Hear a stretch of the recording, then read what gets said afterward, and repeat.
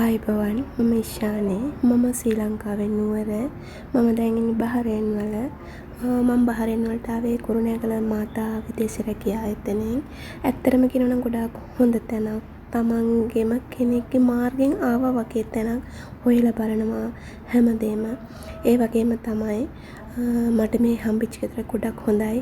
මම WhatsApp එකෙන් කතා කරලා ඒ මැඩම් එක්කම මගේ මැඩම් එක කතා කරලා තමයි හැමදේම මොඳ කරගත්තේ. හරිම නිදහස් පරිසරයක වගේ මම වැඩ කරන්නේ. ලොකු තැනක්, ලොකු ගෙයක්, තට්ටු 4ක් තනියම මම ඉන්නේ.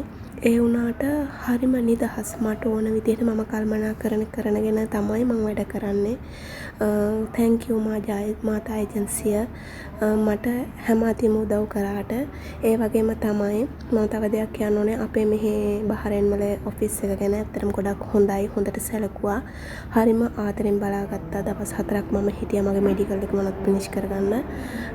ඇත්තටම ගොඩක් ස්තුතියි. අපේ ලංකාවේ කට්ටියත් ඉන්නවා, ඉන්දියාවේ ඉන්නවා, පිලිපීනේ ඉන්නවා. ඒ කට්ටිය මනුස්සකමින් සැලකුවා කන්න බොන්න හැමදේම. ගොඩක් ස්තුතියි. මම ඒගොල්ලන්ටත් ස්තුති කරන්න ඕනේ.